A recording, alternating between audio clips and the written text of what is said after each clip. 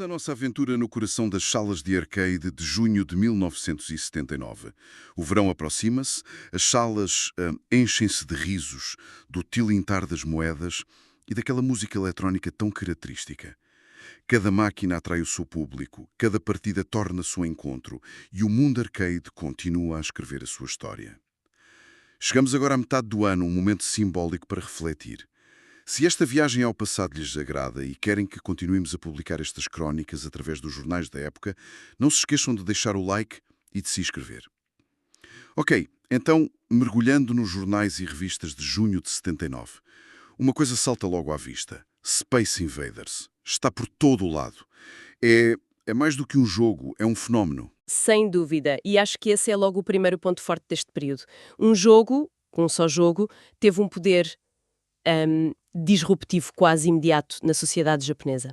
O sucesso do Space Invaders não foi só comercial, quer dizer, teve um impacto social enorme, gerou mesmo preocupações sérias. Estás a falar do impacto nos mais novos, não é? O absentismo escolar, ouvi dizer que até havia pequenos furtos para conseguir moedas. Exatamente, há relatos disso por todo o lado. Chegou ao ponto da Agência Nacional de Polícia estar a fazer inquéritos, sabes, sobre como funcionavam as salas de jogos.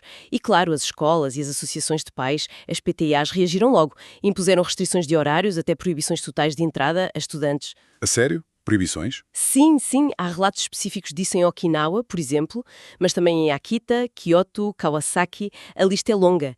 Era uma preocupação real. É incrível como um jogo consegue reconfigurar até, sei lá, o espaço urbano. Aquela história do restaurante de enguias GA em Osaka. Ah, sim, a Royal Esse 24. não. Exato. Que virou uma sala de arcades com 100 máquinas de invaders. É mesmo sintomático. Mostra bem a escala da febre. E, perante isto tudo, a própria indústria, através da JAIA, a Associação Japonesa de Diversões, começou a discutir a autorregulação. Falava-se em limitar o acesso a menores à noite, exigir acompanhamento dos pais. Era uma tentativa de projetar uma imagem mais saudável. E quem estava a alimentar esta febre toda? Vamos lá olhar para os grandes nomes. A Taito, claro, a criadora de Invaders. Devia estar no olho do furacão a lidar com o sucesso e as imitações, imagino. Exatamente.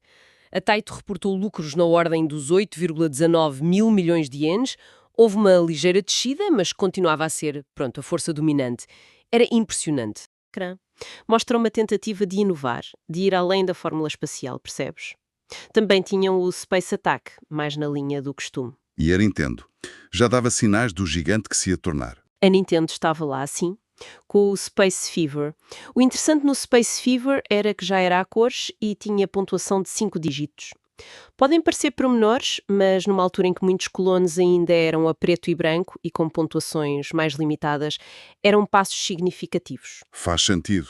Pequenos upgrades que faziam a diferença. E a Namco? Pelo que li, parecia estar em boa forma financeira. Sim, a Namco estava em alta. O aumento de 36% nos lucros para 318 milhões de ienes não é nada mal. Estavam a apresentar jogos como o Electromechanic Submarine, mais tradicional, e, talvez mais importante, o GB. Chibi, diz-me alguma coisa. Pois devia. Foi um dos primeiros designs do Toru Iwatani, que mais tarde criou o Pac-Man. E já era uma mistura curiosa de jogabilidade tipo Breakout com elementos de pinball. Mostra que já havia ali criatividade a borbulhar. Ou seja, apesar do domínio avassalador dos Invaders, já havia sementes de outras coisas a serem plantadas pelos grandes. Exatamente.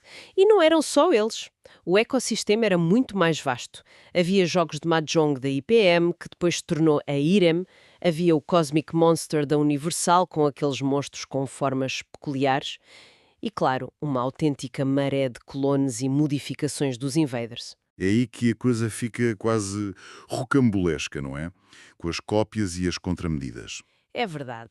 Essa proliferação de cópias e hacks é o outro ponto fundamental desta altura. Vês anúncios a vender upgrades para passar a pontuação de 4 para 5 dígitos, placas com ovnis especiais. Mas o mais incrível para mim são os dispositivos anti-batota. Antibatota? Contra quê? Isqueiros? Como assim? Parece ridículo, mas sim. Aparentemente, a descarga de alta voltagem de alguns isqueiros eletrónicos podia bloquear as placas das máquinas. bloqueava e permitia jogar de graça. Não acredito. Acredita. E houve empresas como a Toho Shoji e a Ginja Shokai que desenvolveram e venderam rapidamente contramedidas para evitar isso. Uma autêntica corrida tecnológica paralela. Que loucura. Uma guerra fria dentro das máquinas de arcade. Olhando para o panorama geral de junho de 79, que tendências é que se destacam mais? Olha, claramente a predominância dos space shooters, isso é óbvio.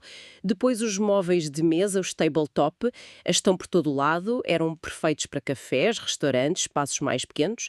A cor começa a afirmar-se, como vimos com a Nintendo, e tecnicamente o uso de microprocessadores e funções de autoteste torna-se mais comum, mais standard. Mas o grande debate interno na indústria, nas reuniões da JAA, era mesmo a questão das cópias. Como lidar com aquilo? Portanto, o resumo é uma indústria em crescimento explosivo, a fervilhar, mas também a lidar com dores de crescimento bem sérias. A imagem pública, a ameaça de regulação mais apertada, Sim, como a lei Dennon, de controle de aparelhos elétricos que pairava no ar. a competição feroz e, claro, este problema das imitações por todo o lado. Exatamente. E até vemos mudanças estruturais a acontecer. A ASL, uma associação de operadores mais pequenos, dissolveu-se. Falava-se na formação de uma nova entidade, talvez a Gera, para lidar com esta nova escala da indústria. Era mesmo um ponto de viragem. Fica então a reflexão final. Nesse verão de 79, ali no meio do barulho das moedas e dos blips eletrónicos, estava a ser forjada uma indústria global. Mas fica a pergunta, será que esta tensão constante, esta luta entre a inovação pura e a imitação rápida, foi o motor que acelerou esta era dourada? Ou foi só um prenúncio dos desafios legais e éticos que viriam a marcar o futuro dos videojogos? Algo para continuar a pensar.